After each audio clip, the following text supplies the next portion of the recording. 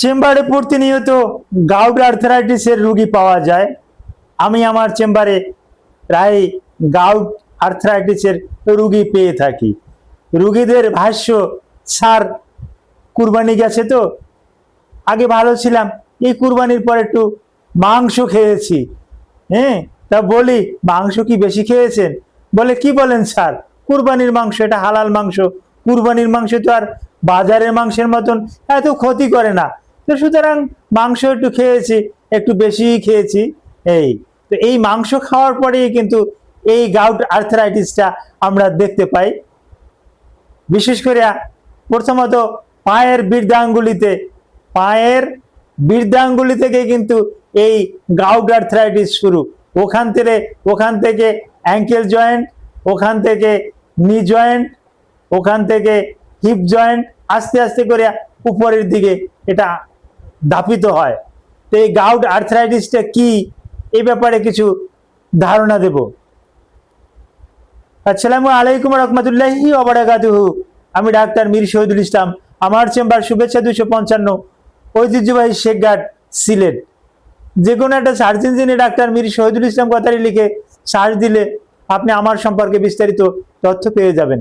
দর্শক শ্রোতা, আলোচনা করব গাউট আর্থারাইটিস। রুগীরা এসেই বলে স্যার মাংস একটু বেশি খেয়েছি।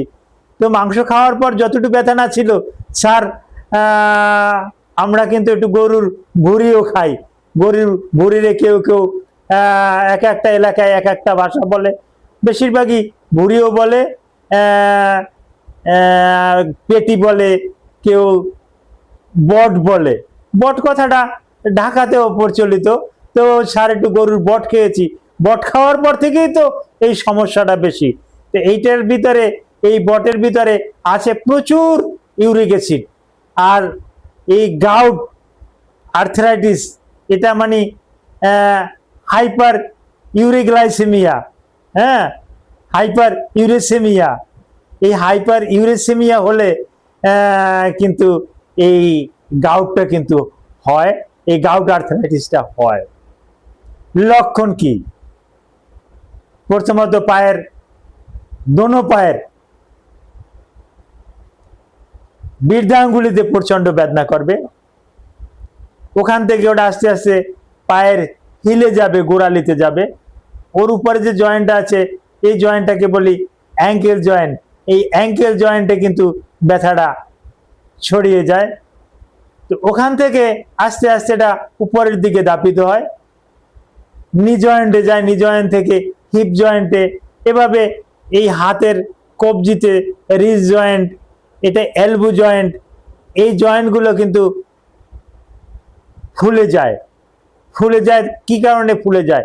এই জয়েন্টের ভিতরে ক্রিস্টাল জমা হয়। শুনলে আশ্চর্য হবেন যে কি পরিমাণে ক্রিস্টাল জমা হয়। এটা আমরা যখন ফিল্ম দেখি, এক্সরে যখন রিপোর্ট দেখি, তখন দেখি অগণিত ক্রিস্টাল জমা হয়ে আছে।